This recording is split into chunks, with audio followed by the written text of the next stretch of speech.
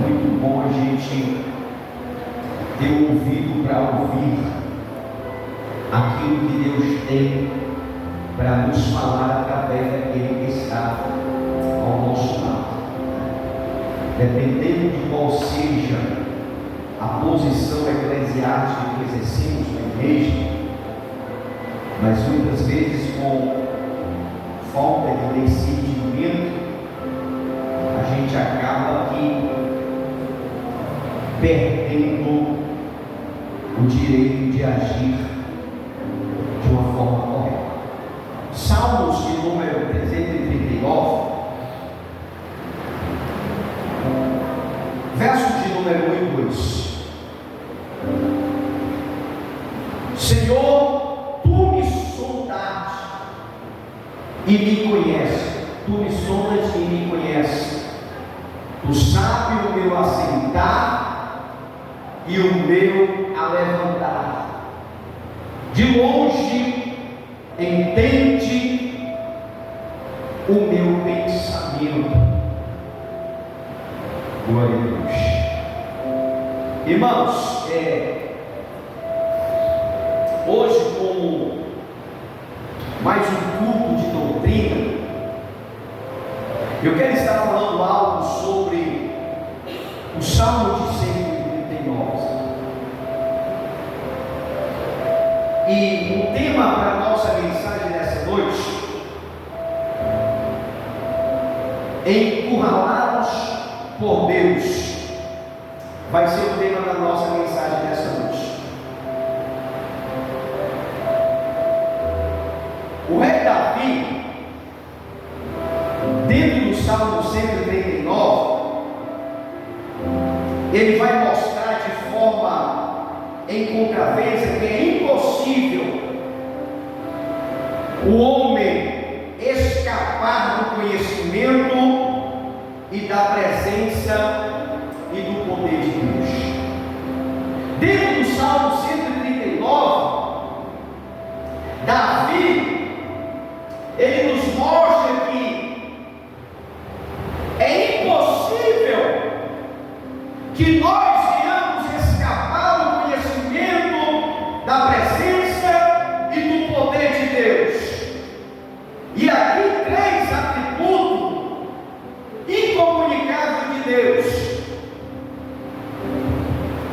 são destacados e uma conclusão prática é estabelecida. Se você estudar os Salmos de número 139, você vai passar a entender que existe três atributos incomunicáveis de Deus. A primeira coisa que eu quero que você entenda, que está no verso 1 ao verso 6, que nós somos encurralados pelo conhecimento absoluto de que que Deus tem ao nosso respeito. Se nós não conseguirmos sondar e conhecer plenamente nós mesmos, se você não consegue sondar e conhecer plenamente a nós mesmos, o salmista ele deixa claro que Deus, ele nos sonda, ele nos conhece, ele conhece todo o nosso movimento. Ou seja, quando aceitamos e levantamos, ele conhece até mesmo os nossos pensamentos. É verdade. Você está aqui na igreja, talvez só o corpo, mas o seu pensamento está pensando assim: eu era para estar de férias. Deus conhece, irmão. Talvez nós estejamos dentro da igreja, adorando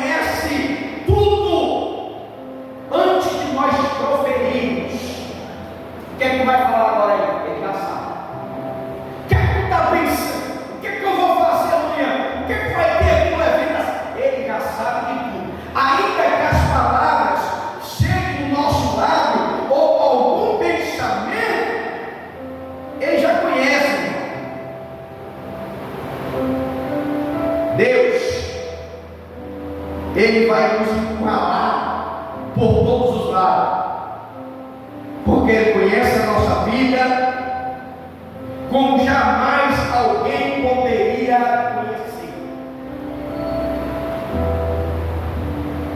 Ele conhece a nossa vida, Ele conhece o nosso pensamento, como ninguém poderia conhecer. Diante da onisciência de Deus, ficamos completamente cercados. É isso que o salmista fala. Segundo lugar, somos encurralados pelo conhecimento absoluto de Deus, que Deus tem ao nosso respeito, foi o que está escrito no 1 ao 6, que é o primeiro ponto. O segundo ponto, somos encurralados pela presença de Deus, que nos acompanha para onde nós fomos. Do verso 7 ao verso 12, do mesmo capítulo, vai estar falando sobre isso. Nós somos encurralados pela presença de Deus, que nos acompanha para onde nós vamos. Para onde tu anda? Para onde tu acompanha? Para onde tu caminha? Deus, Ele nos segue. Deus, Ele sabe de tudo. Então, é impossível ausentar-se do Espírito de Deus. É impossível fugir da sua face. Tanto mais alto do céu, como a mais profundo do abismo, não seria um esconderijo seguro para se esconder de Deus. Não tem como. O salmista vai dizer: como fugirei do teu Espírito? Se eu subo acima do céu, lá está. Se eu faço a minha rede no fundo do abismo, tu também estarás.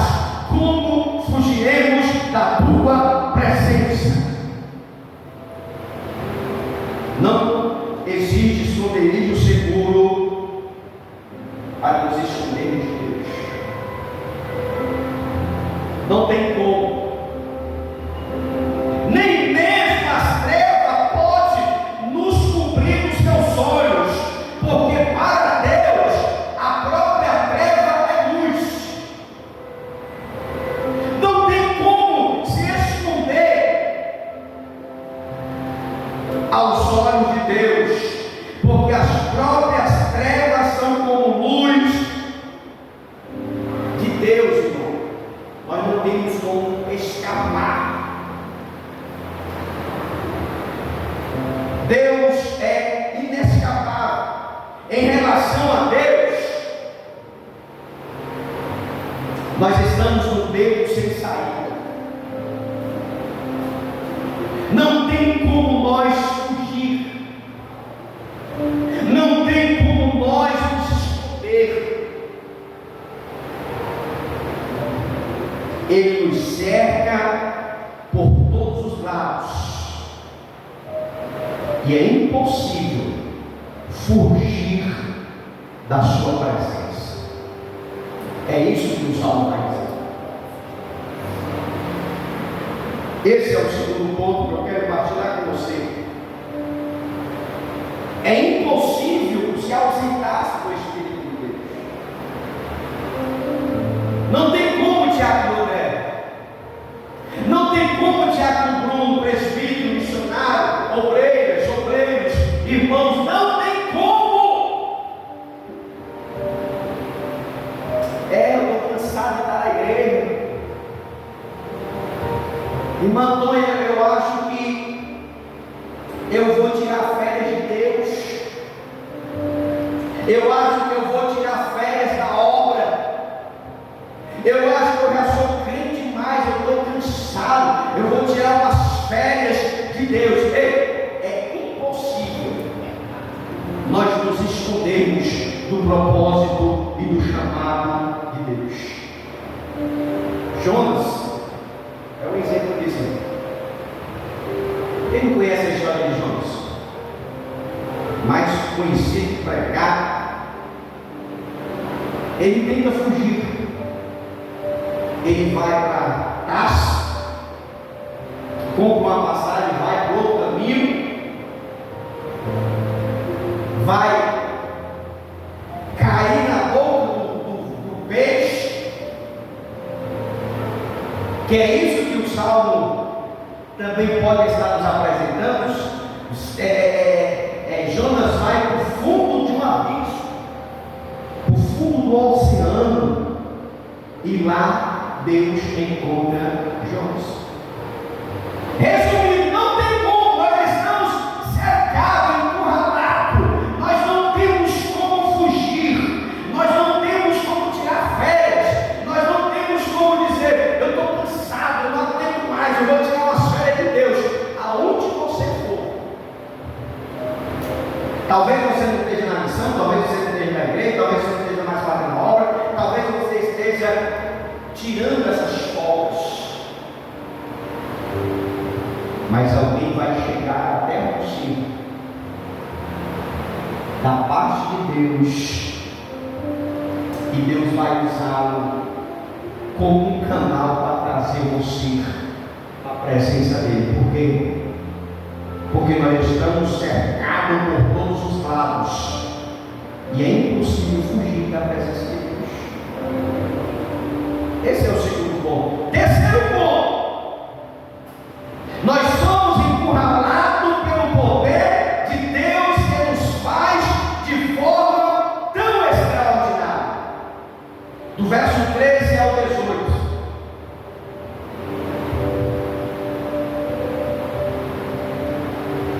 Nós estamos encurralados pelo poder de Deus, aquele que nos formou de uma forma tão extraordinária. Você chega em casa para terminar o culto, aí você vai se olhar no espelho, aí você vai sentir aquela maravilha. Você vai olhar no espelho e dizer assim: mas como eu sou bonito. Você vai chegar em casa e você vai fazer isso. Sabe o que é isso? Nós somos feitos de forma extraordinária. Você vai olhar no espelho e vai dizer: rapaz, estou bonito. Você vai olhar para o espelho, minha jovem, e vai dizer: caramba, como eu sou bonito. Sabe o que é isso? Obra extraordinária de Deus. Pode ter gente com teu nome, ou com sobrenome, ou com nome parecido, mas não tem gente como você. Você é único. Deus te fez e pegou a forma e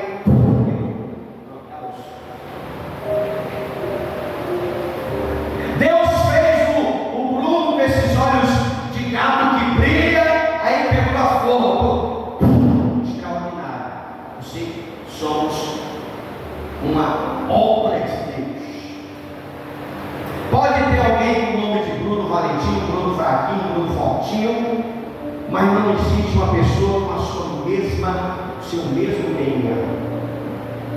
Mas o nome tem vários: Juliana. Aqui tem a Juliana da Sete e a Juliana do Rio Grande. E todas as duas é missionária. Os nomes são iguais, mas a fisionomia são diferentes. Por quê? Porque nós somos feitos de uma forma extraordinária.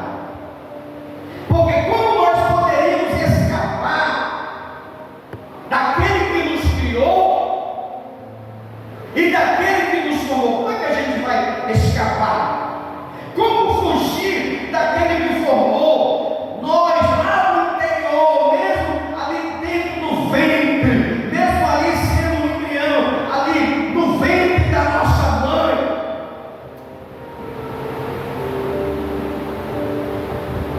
Você consegue imaginar, no meio de trilhões de espermatozoides, aí você vai e entra lá?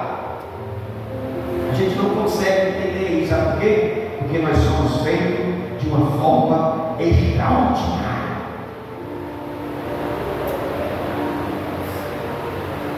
Muito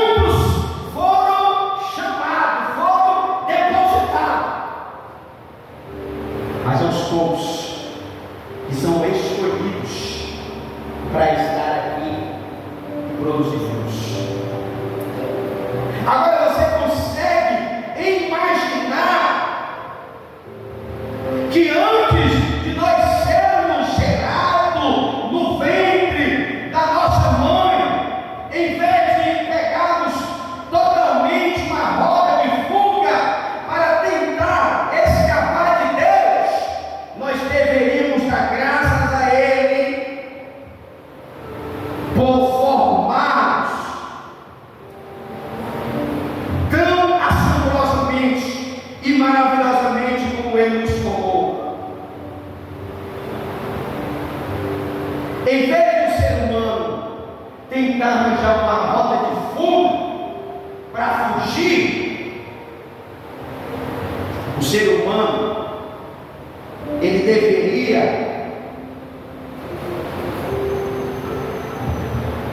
agradecer como a forma de Deus ter nos criado. Embora o nosso corpo seja frágil e de complexidade indescritível, nós somos programados geneticamente por Deus. As coisas de Deus na nossa vida, a ciência tenta querer entender que o nosso corpo, embora frágil, é de complexidade indescritível. Nós somos um ser programado geneticamente. Nós temos em nosso corpo cerca de 70 trilhões de células vivas. Você já parou para pensar nisso? 70 trilhões de células vivas dentro de nós. E cada uma delas 1,70 centímetros de fitas de DNA.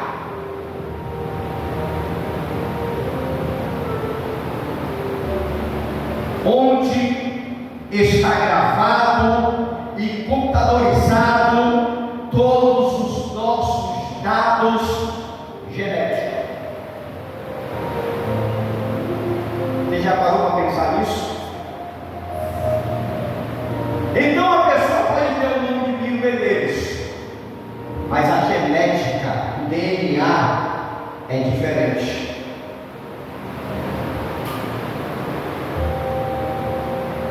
Os nossos, esse DNA onde está gravado e computadorizado todos os nossos dados genéticos, sabendo que os códigos da vida não são gerados espontaneamente. O código da vida, ele não surge de uma explosão cósmica e nem de evolução de milhões de anos. O código da vida foram plantados em nós pelo nosso Criador. Foram criados pelo Criador onipotente, Deus. Ele não só nos viu quando éramos apenas uma substância informe, mas Ele escreveu, olha para cá, Ele escreveu no livro todos os seus dias. Diz para a pessoa que está do lado, Deus escreveu todos os dias da sua vida, está lá, no caderno dele, está anotado. Glória a Deus. Quando nenhum de nós ainda havíamos nascido, Deus já anotou. E último. Sabe o que é isso?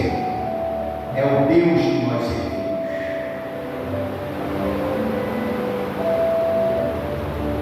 Pastor, ora aí, pastor. A fulana está desenganada pela medicina. Os médicos dizem que vai morrer. O médico disse isso, disse aquilo, a gente não pode ignorar o que a medicina ensina, o que a medicina fala. Mas uma coisa, a gente tem que ter certeza. Olha para cá, Deus, antes de nós ainda sermos gerados, Ele já adotou um dia e o final dela. Não tem como.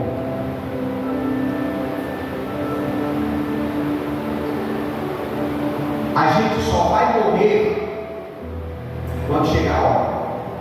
Pastor, quando é a hora, eu sei. Está na agenda de Deus.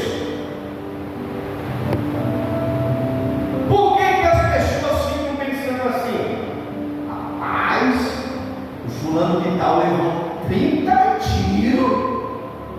O corpo dele foi uma peneira e ele não morreu. Sabe por quê, irmão? Porque não chegou o dia. Porque quando chega o dia, a gente morre com espírito. Aí vai para trás e morre. Porque chegou o dia. Aí você fica pensando assim: rapaz, mas aquele cara levou 30 tiros e morreu. O fulano de tal dormiu diante do Bruno e não acordou mais. Estava cheio de plano na agenda. Marcou reunião, marcou evento, marcou data daquilo, dormiu e não acordou mais. Sabe por quê? Porque estava na agenda. Está na agenda. Pastor, mulher de Deus, mulher de oração, morreu. Estava na agenda, já estava programado. A questão da forma que iremos morrer, essa não é a preocupação de Deus. Porque dependendo de morrer, seja de que for, o propósito de Deus para a nossa vida é o quê? É a salvação. Porque se Deus tivesse preocupado de que forma nós iríamos morrer, Ele não tinha permitido que o apóstolo João fosse decapitado. Se Deus estivesse preocupado de forma de que os seus filhos iriam morrer, Ele não teria permitido que Pedro fosse crucificado. Então Deus, Ele não está preocupado da forma que iremos morrer. A preocupação de Deus, irmão, é aonde iremos passar a vida eterna. Então, Deus, Ele colocou na agenda dele o seu primeiro dia de nascimento até o fim da vida.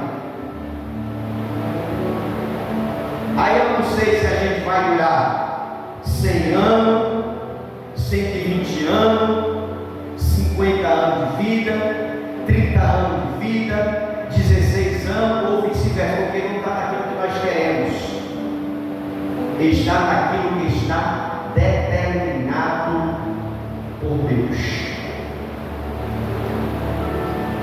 Deus, Ele tem os seus planos. Os planos de Deus é um, do homem é outro. Na agenda de Deus estava decretado: prepara a tua casa, tu vai morrer.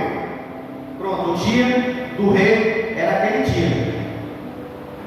A preocupação de Deus não é isso: olha, ei, prepara a tua casa, coloca em ordem, porque tu vai morrer. Estava na agenda de Deus aquele dia. Aí o que é que acontece? O rei chora, volta a cara para a parede, chora, pedindo misericórdia. Isso o profeta dá o recado e vai embora, viu? Quando o profeta está descendo os degraus do tempo, aí Deus diz: volta e diz ao rei que eu vou acrescentar mais 15 anos de vida para ele.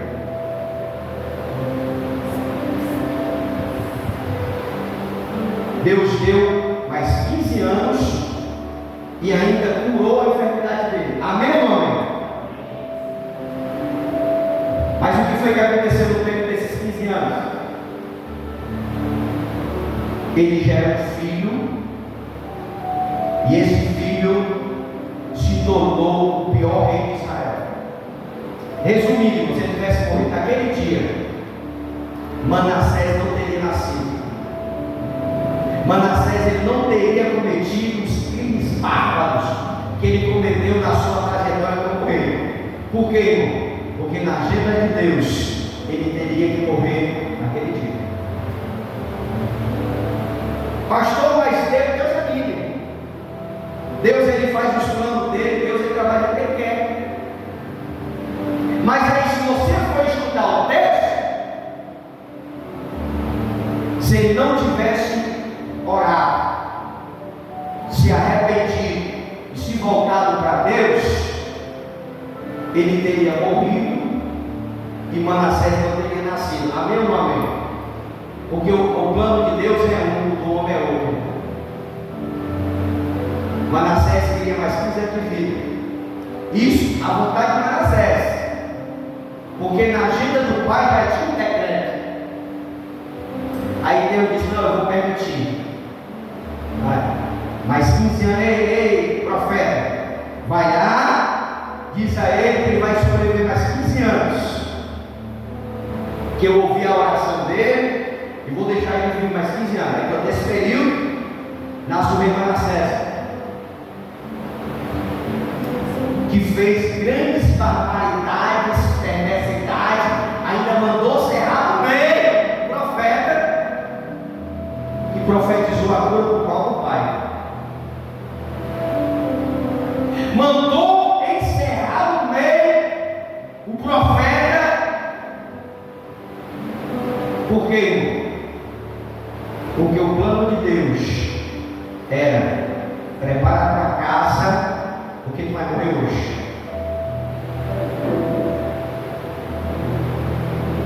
Então, eu voltando aqui para o texto, Deus, ele escreveu no livro todos os nossos dias, quando nenhum dele havia ainda.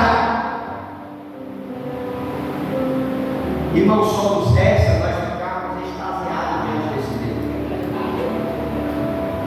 Deus. Só nos resta nós nos provar diante deste Deus tão maravilhoso, em vez de fugirmos.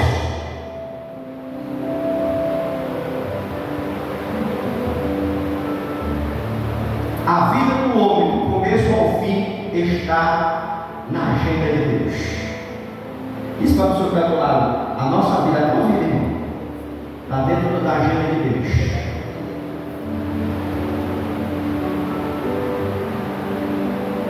Porque Ele foi que nos criou. Ele conhece, Ele colocou 700 trilhões de células vivas dentro de nós.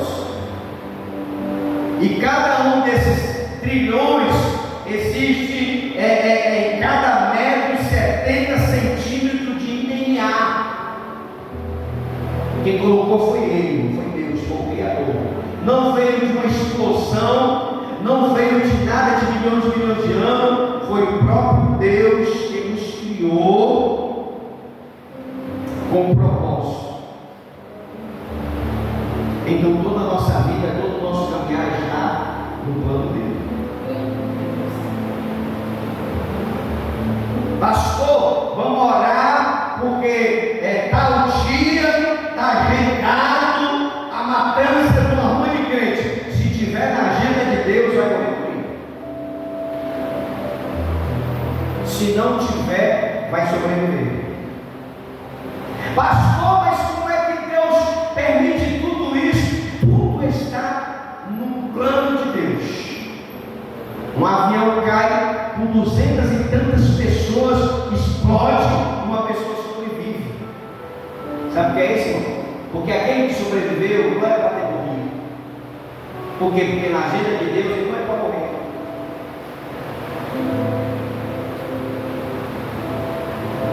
Porque na queda de avião não tem como escapar ninguém. E como é que a gente consegue ver histórias, vídeos, filmagem de acidentes aéreos que existem sobreviventes? Sabe por quê, irmão? Porque não está na hora dele partir.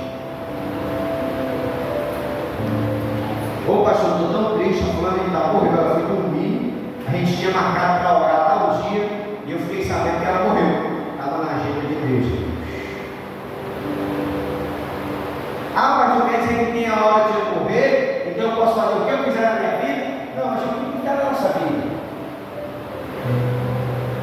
gente tem que cuidar da saúde.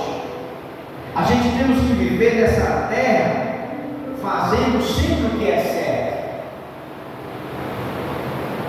Dependendo de a gente ter que ser saudável ou sedentário ou problemático, a nossa vida está na mão de Deus.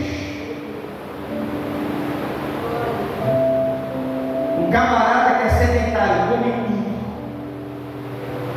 açúcar, carne gordurosa, tudo. E uma pessoa que faz exercícios físicos todos os dias, morre do coração, e o sedentário não morre. Agora vai entender isso, irmão, porque na lógica humana, quem cuida da saúde, quem faz exercício físico, quem se alimenta bem, é para viver mais. E o que é que a gente vê? As pessoas morrem do coração. Enquanto uma pessoa sedentária, que não está nem aí, consegue viver dia após dia como se nada acontecesse. Uma coisa é, todos os nossos dias, mesmo que ainda nós não éramos gerados, já estavam numa agenda de Deus. Então nós só nos resta ficar extasiado diante da nossa limitação e incapacidade. Tem gente que todo ano é um menino, e tem gente que faz tratamento, o médico vai colocar lá dentro e o menino não gera. Tudo está na agenda de Deus. As pessoas terminam criando um cachorro, um gato, como um parente próximo de gerar filho. Que é isso? E tem gente que tem 10 filhos e é só 40 dos outros. Agora você me diz, vai entender isso, irmão? A gente não entende, mas Deus entende. Existem situações que nós não temos as respostas, mas quando a gente passa a estudar o Salmo de 139, nós vamos entender que Deus, Ele conhece tudo.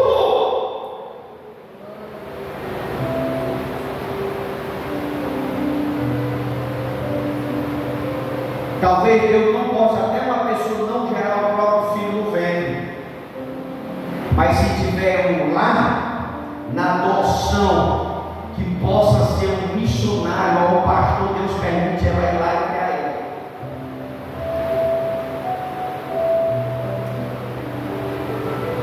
Deus. Talvez o filho nasceu no ventre de uma mulher que talvez não seria seria um irresponsável a estar lá.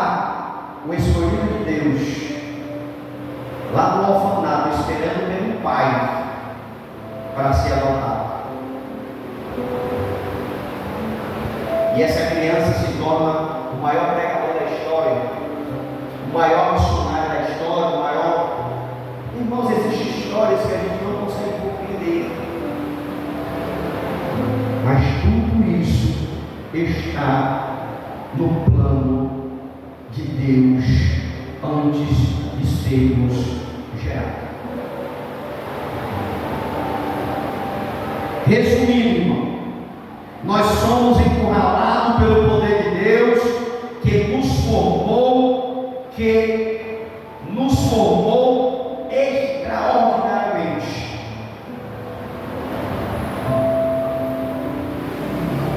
Diz para a pessoa que está do lado aí, não se preocupa não, que a tua vida está na mão de Deus.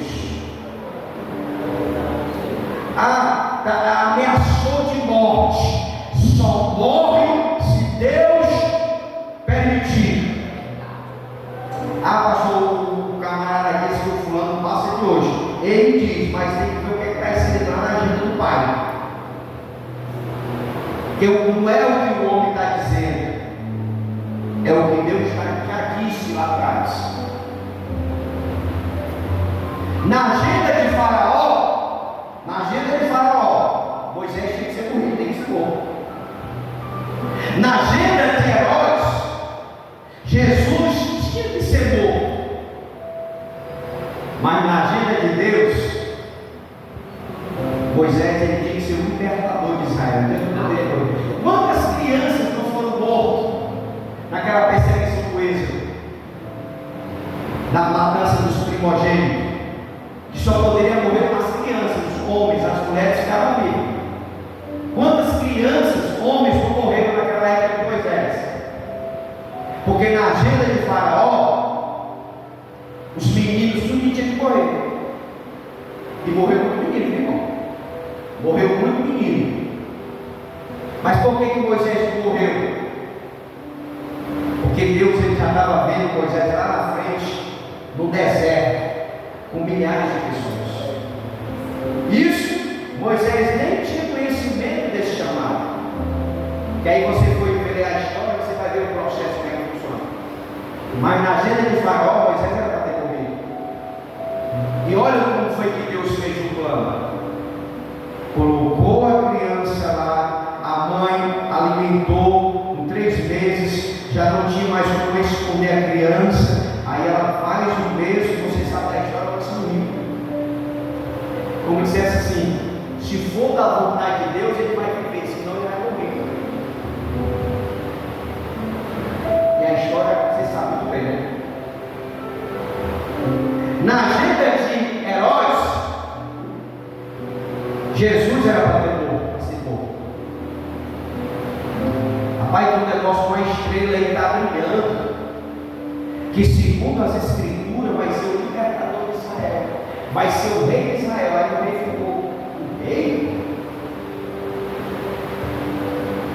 Houve uma matança de todas as crianças recém-nascidas. Esse era o plano de Herodes para matar o Salvador. Isso era o plano do rei. Mas o plano de Deus disse assim: olha, Maria e José, pega o menino, porque Herodes planejou um plano para matar as crianças, então foge. Jesus não tinha que correr. A morte de Jesus já estava decretada, era uma morte de cruz. Então Satanás, nessa trajetória, criou várias situações para que Jesus morresse.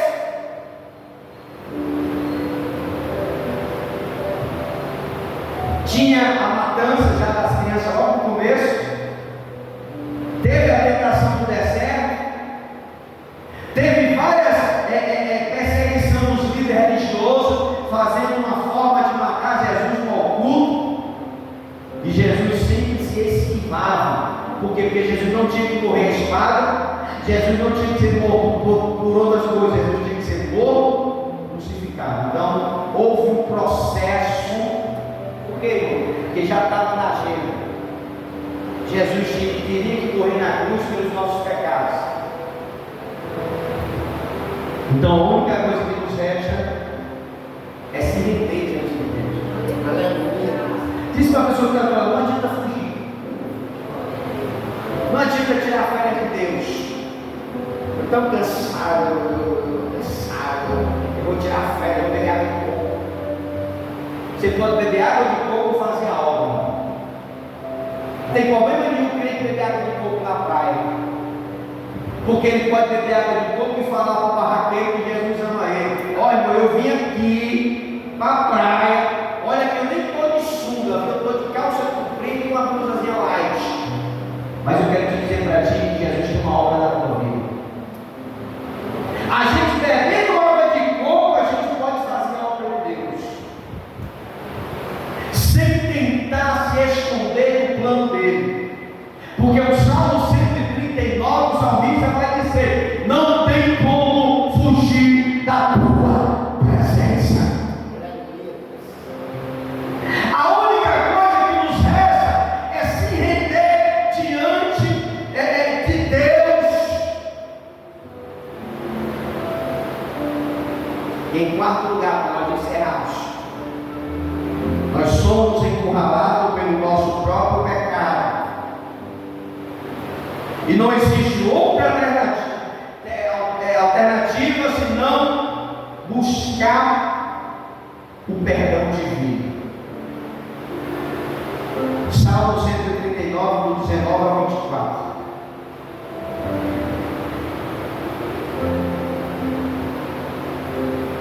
Nós somos encurralados pelo nosso próprio pecado. Não tem outra alternativa senão buscarmos o perdão de Deus. Sabe por quê? Porque Deus é onisciente, é onipresente e é onipotente. Não existe nada mais insensato do que o homem perverso tentar desafiar Deus. Davi, ele vai se firmar e se posicionar contra aquele que se levanta contra Deus, por fala malvadamente contra ti, os teus inimigos. Davi, ele se posiciona contra aquele que insulta contra Deus. Ele aborrece aquele que Deus aborrece. Ele despreza aquele que Deus despreza. Davi vai além mais. Ele não apenas declara o seu desgosto contra aquele que se levanta contra Deus. Ele vai além mais. Ele não só se levanta contra aquele que se rebela contra Deus e contra o próximo para derramar sangue, mas Davi, ele volta a sua arma para si mesmo e clama a Deus para sondá-lo e procurá-lo. Ele clama a Deus para que o Senhor venha saudar o seu coração e para também pedir para guardá-lo pelo caminho eterno. Davi, ele vai dizer: Senhor, sonda o meu coração. Senhor, eu aborreço aqueles que se levantam contra ti. Senhor, eu me aborreço com aquele que fala mal de ti, que se levanta contra ti. Senhor, eu me aborreço com aquele que derrama o sangue do inocente, contra se levanta contra o próximo.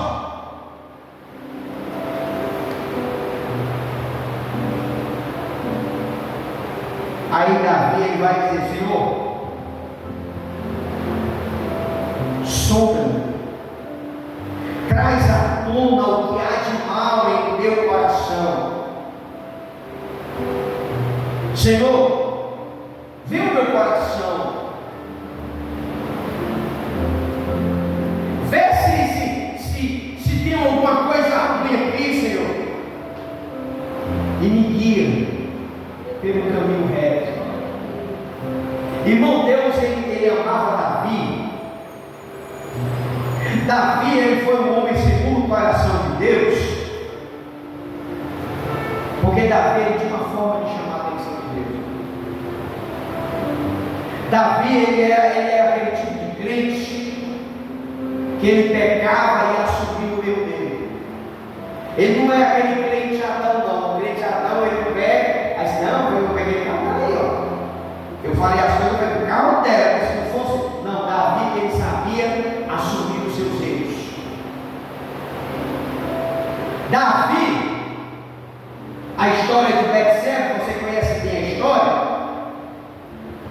que ele faz lá toda a lobrada, mata Urias, se aposta de Betseba, se prostitui aquele negócio todo, ele fica em oculto achando que fez uma coisa boa. Aí o que aconteceu? Deus levantou o profeta Abraão, aí vai lá. Aí Aí senta, faz uma reunião com ele.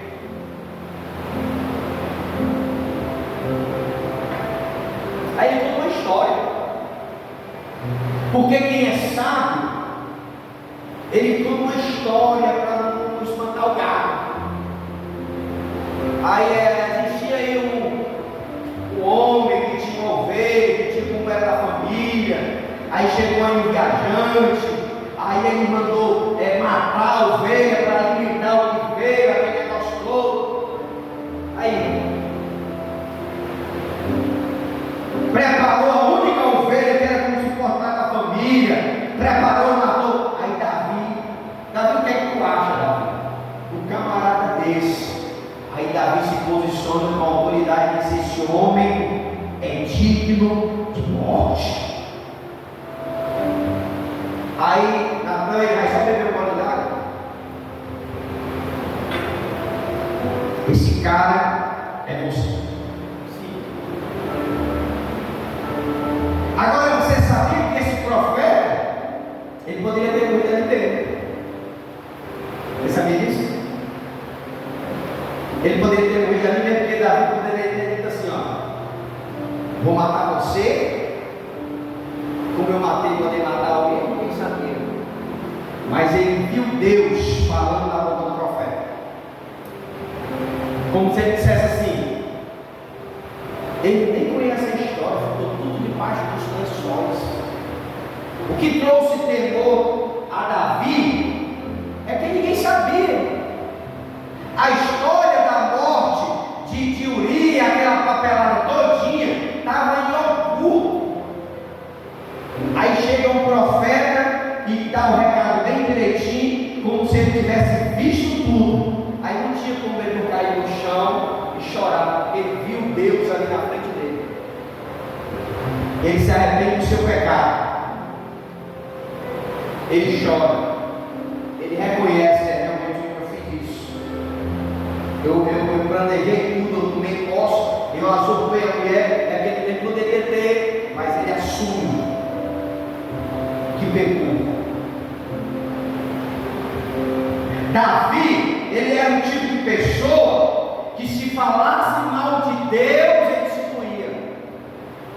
Lembra da história do filisteu? Que ele chegava lá e dizia: quem é que vai lutar contra mim? Ele ficava insultando a Deus. Aí Davi olhou aquilo ali e disse: não pode. Não, eu vou ter que brigar com esse cara aí. Ele está blasfemando de Deus e ele não está fazendo nada. Ele está dizendo que Deus é isso, que Deus. Aí fica olhando para todo o exército de Israel e diz assim: o que está pensando aqui? O cara está insultando. Eu vou insultar ele, eu vou matar esse gigante. Por quê, irmão? Porque ele viu que o filisteu estava zombando de Deus. Era por isso que Davi, ele se tornou um homem segundo o coração de Deus, porque ele não suportava quando as pessoas se levantavam contra Deus. Ele tinha o nome de Deus como o mais sagrado da terra, e ele não permitia que ninguém blasfemasse de Deus. Aí Davi entra no jogo e diz: quem é esse incircunciso para afrontar o meu Deus? Aí tudo isso aí, Davi foi ganhando respaldo com Deus. Tudo isso aí, Davi, ele foi conquistando o coração de Deus. E Davi era outra pessoa que nunca trouxe a idolatria para dentro de Israel. Então essas atitudes de Davi foi agradando o coração de Deus. Aí você vai ver a história de Davi. Eis o filho de Jessé, a quem o meu coração se agrada.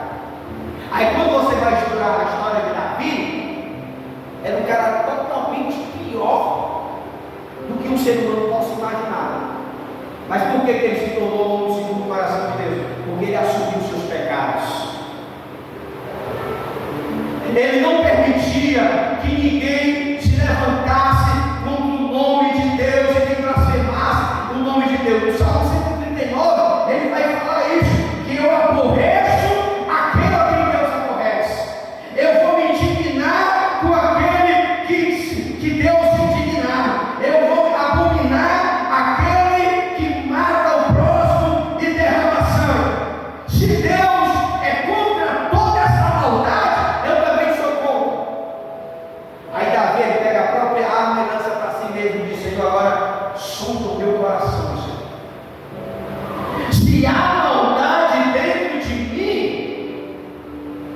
faz com que eu ando pelo caminho da justiça.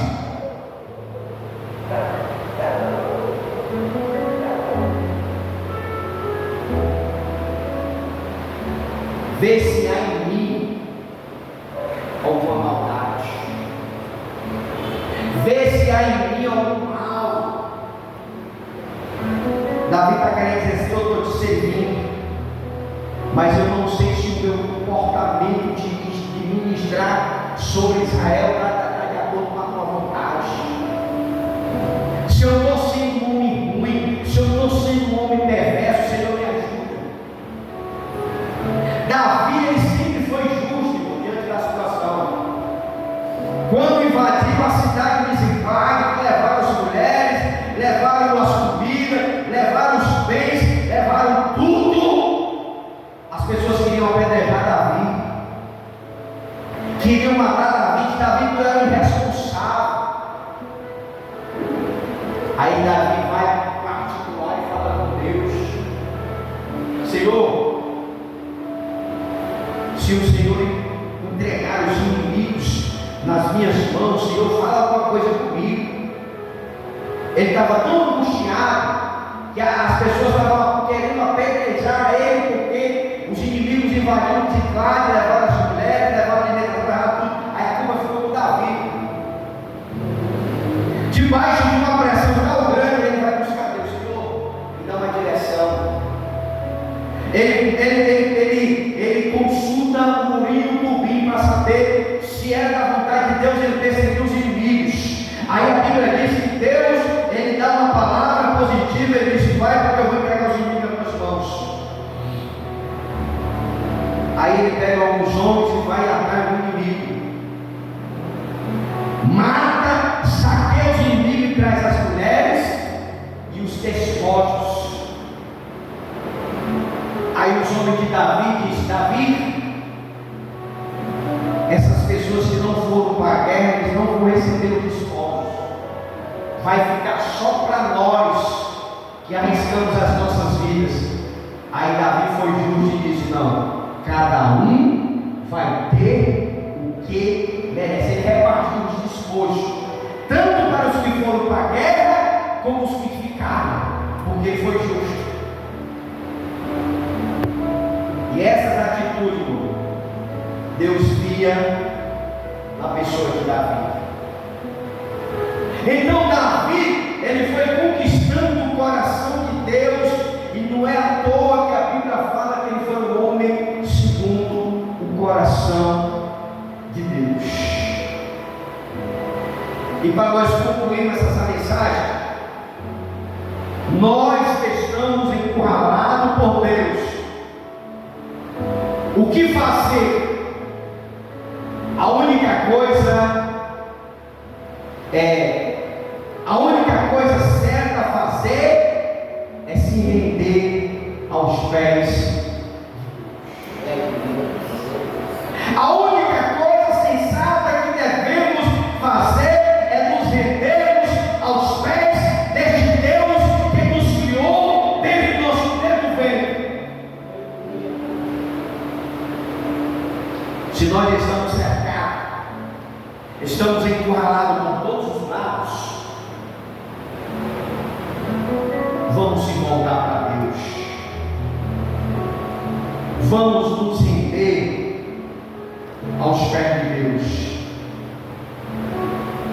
porque o Salmo 139 vai falar que não tem como escapar, não adianta escapar, não tem como fugir do propósito. Olha, se Deus tem um propósito na vida da obreira Tônia, diaconisa, dessa jovem aqui, seja o que for, as pessoas podem até sair da igreja, mas se Deus tiver uma obra, se tiver na agenda dele, Ele vai trazer, nem que seja do leito.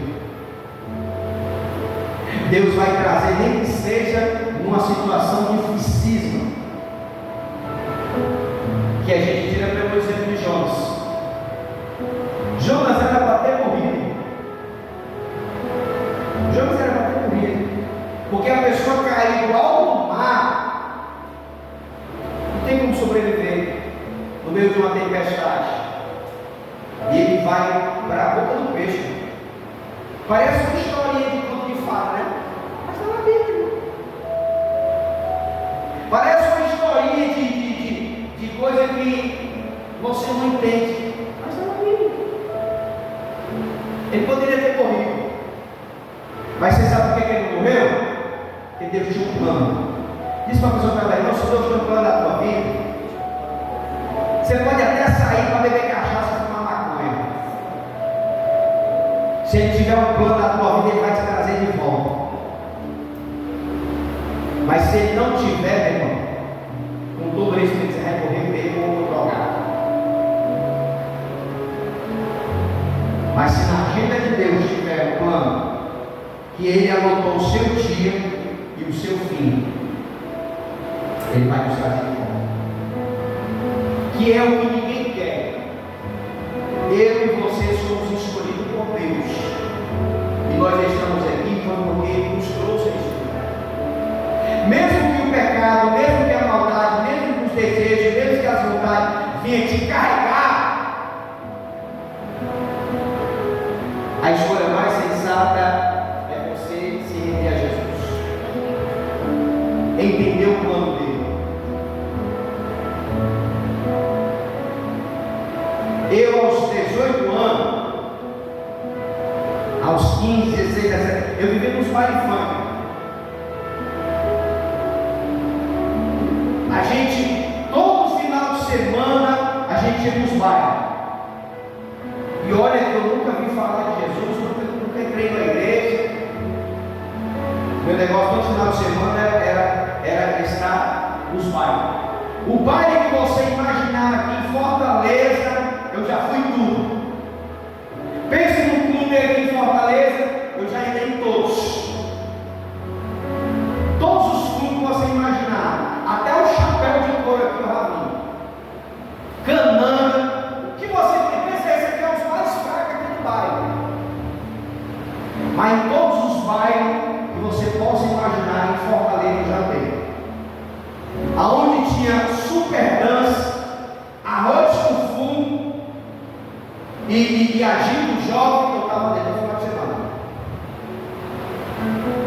Uma certa vez, já vou concluir, Claudinho Bochecha do Vila União,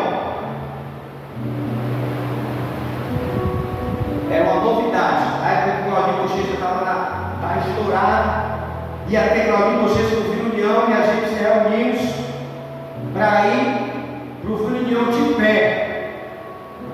Nós saímos ali na faixa de quase 200 jovens, porque a gente era uma equipe que ia para os bailes. Aí a gente organizava o povo e nós vamos de pé. E você sabe que esse negócio de baile, funk, essas coisas, era pau, pedra, revólver, bala, tinha tudo.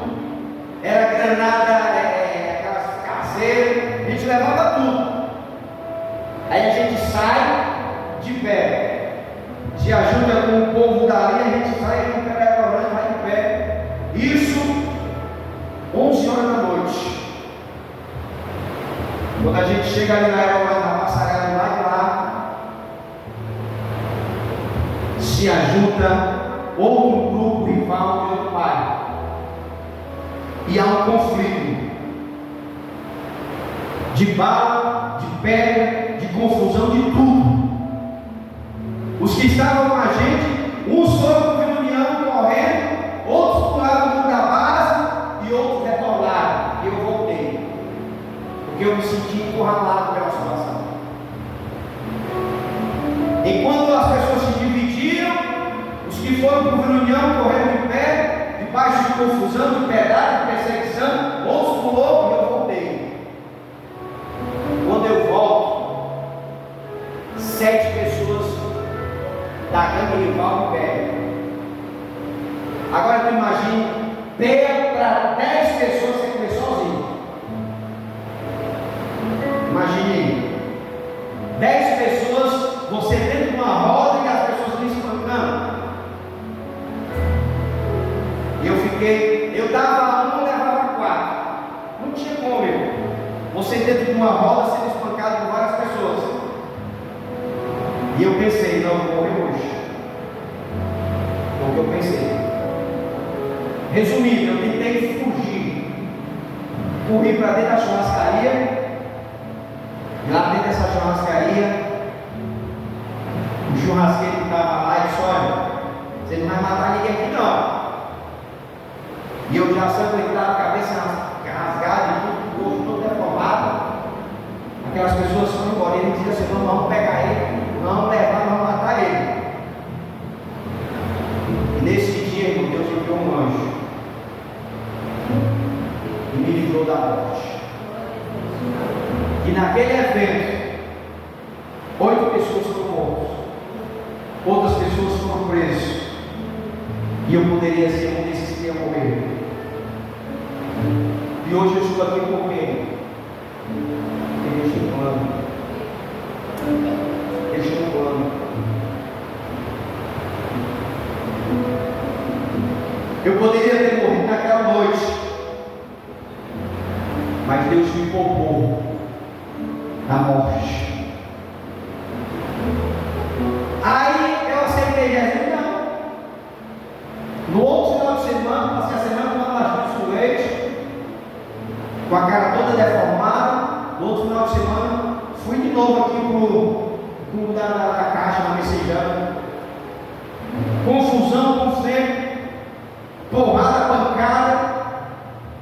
E chegou uma hora que Deus ministrou no meu coração e dizia: eu tenho uma obra.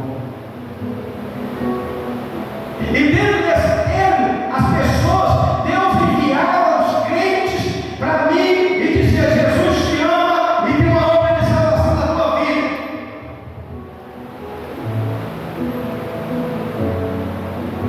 E quantos não foram o livramento de morte que Deus me deu?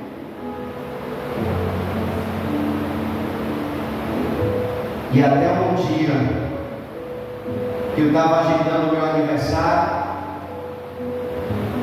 em julho de 1999, eu dizia: no dia do meu aniversário eu vou fazer uma festa. Gratear de cervejas, galera, na época era tudo isso. Isso era um plano meu. Antes da data programada, Deus me pegou e me ministrou no meu coração. Aceitei Jesus em 1999. E até hoje estou na presença dele. Sabe por quê, irmão? Porque o plano não é meu, os planos é de Deus. Eu tinha um plano de comemorar meu aniversário, bebendo e curtindo e tudo. Mas antes disso, Jesus chegou primeiro e me salvou. Por quê, irmão?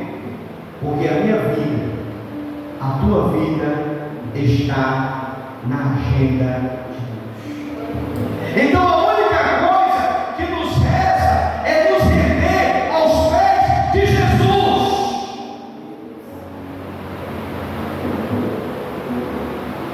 Aceitei Jesus no Magamá, uma igreja que tinha lá. Nessa época a missionária já estava lá. Aceitei Jesus. Jesus me salvou, aceitei Jesus lá naquele bairro. E na época da evangelização, era todo domingo a evangelização. E eu fui evangelizar. Porque todo novo convertido quer fazer a obra. E o Satanás queria me intimidar.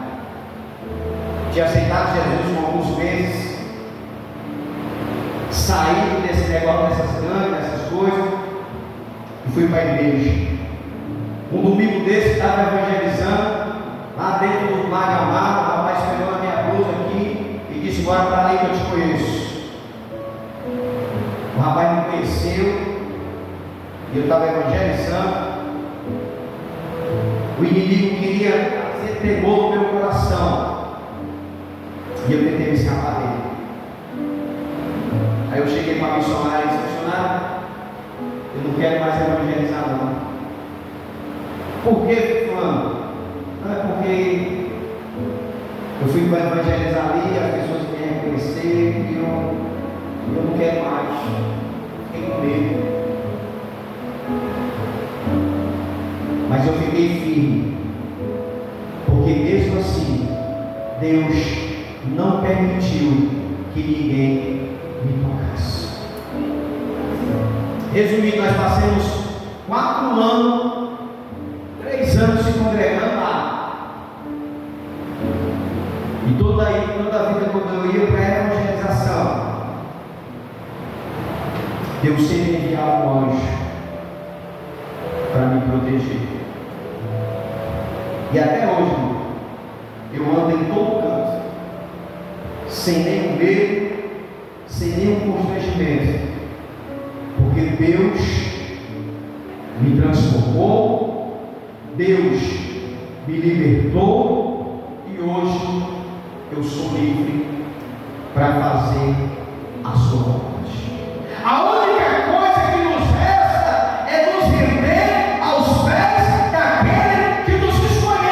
Quem te escolheu, ele vai cumprir a obra na sua vida. Porque não tem como fugir da sua presença. Se eu subo ao céu, se eu largo a minha rede no abismo, também tu estás. Não tem como fugir da presença de Deus. Hoje já estou com mais de 19 anos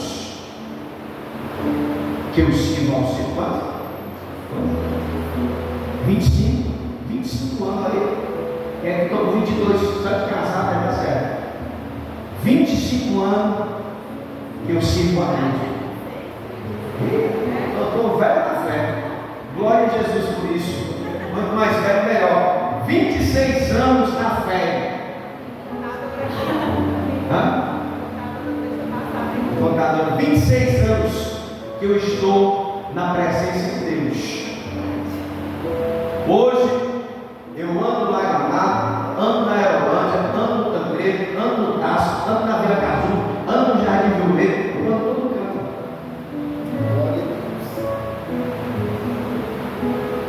Eu ando em todo canto sem nenhum tipo de constrangimento. Por quê, irmão? Porque Deus tem uma obra na minha vida e Deus tem uma obra na sua vida, e o inimigo não vai parar esse propósito. Amém? Você pode receber essa palavra em nome de Jesus? Você pode aplaudir ao Senhor? Passar aqui o trabalho da André para estar passando o trabalho das ofertas e fazendo a oração final. E aí, Senhor? Glória a Deus.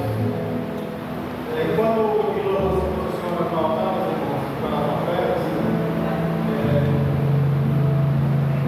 é interessante, algo aí no coração ver como Deus continua trabalhando, porque a gente começou o trabalho de hoje, no livro de Provérbios, capítulo 15, falando exatamente na